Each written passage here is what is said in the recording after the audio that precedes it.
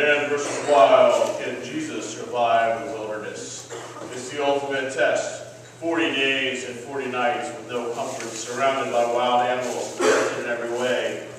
How will he do? Find out next on the ultimate Man versus wild.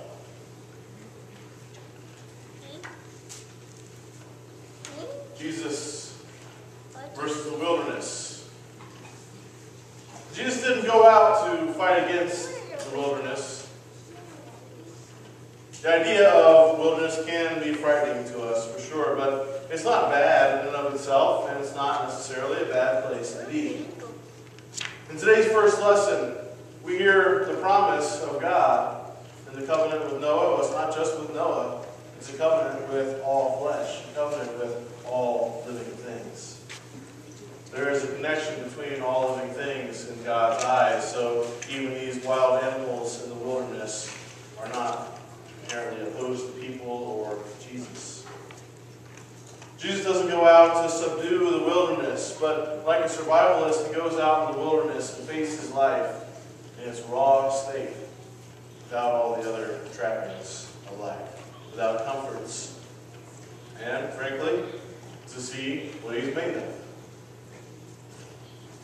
Of course, the Gospel of Mark gives us no detail at all, as Mark will do. Just saying, he was in the wilderness for 40 days, tempted by Satan. He was with the wild beasts, and the angels waited on him. But maybe even that lack of detail in Mark might help us to connect with Jesus' wilderness experience even more, because it invites us to use our imagination. What if you had to survive 40 days in the wilderness? What would be the challenges? What would it teach you? What would you eat? Where would you sleep? How would you deal with your needs to feel safe and secure? You think about it, if you've ever gone camping, the more roughing it, the more you might think about that. Or maybe you remember simpler times, either in your lifespan or times throughout your life, where you lived without any of the conveniences that we might take for granted on a day-to-day basis today. If you think about those things, it's amazing what we can live without, that we get used to living with and even relying on. This is part of what we try to do at summer camp. Of course, it's nowhere near roughing it with the cabins that we have and everything. It's nowhere near wilderness survival on your own. We have a dining hall, after all. But we do limit some of the conveniences, and we try to do that to be a little less isolated in our own comfortable worlds, a little more connected to one another, a little more connected to those in creation around us, a little more paying attention to who God is and who we are. If you really were having to survive without anything else that you bring, you would find out that there is actually a lot of food to be had in nature.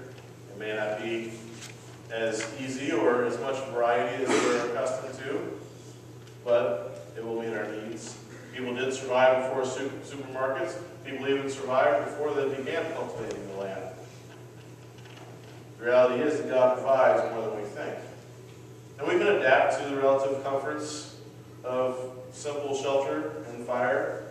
If you don't have it, for a few days, then having a simple shelter feels pretty nice, and having a fire is a nice thing to have.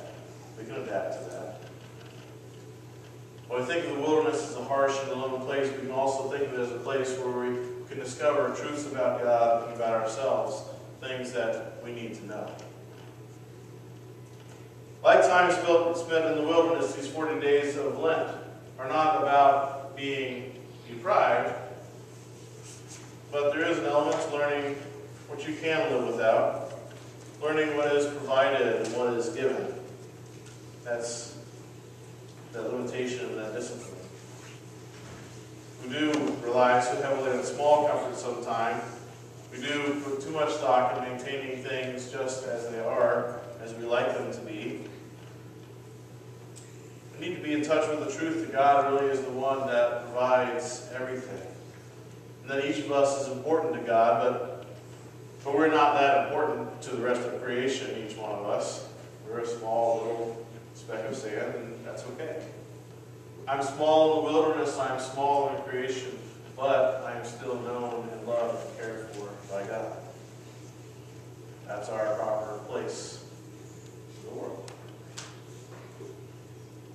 I want to make clear, it's not our doing or our not doing that makes us right with God.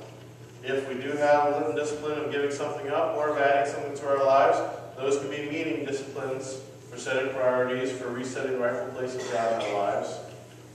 Discipline, after all, is connected to the word disciple, which is called to be. It's about following. It's about putting us in the right perspective.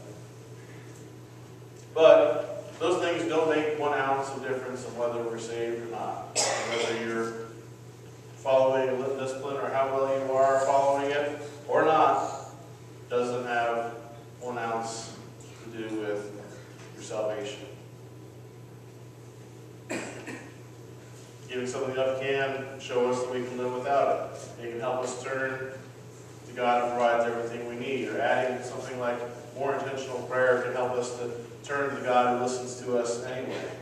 These things can be good for us to be more aware of who God is, but they don't add to our salvation, and not doing it doesn't take away. Because our salvation is accomplished by the one who endured those 40 days of temptation without sin. I tell you, no matter what disciplines you have, you're not going to endure the next 40 days plus 7 days without sin. The one who endured even greater temptation to avoid his suffering and death on the cross. Think about that. The one who had the power not to die. God, who by all rights does not need to die. It's part of the definition of who God is. God does not have to die.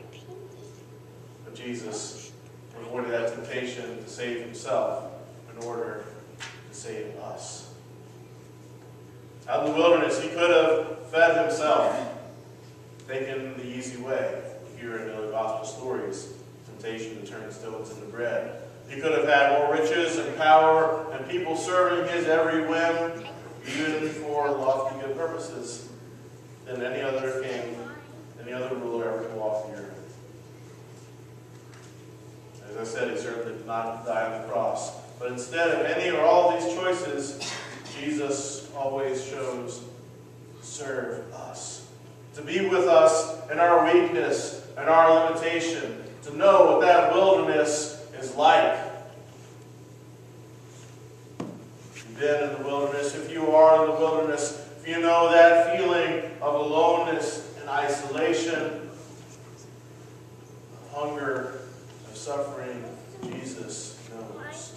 Jesus has been there. Jesus didn't take the easy way out of that,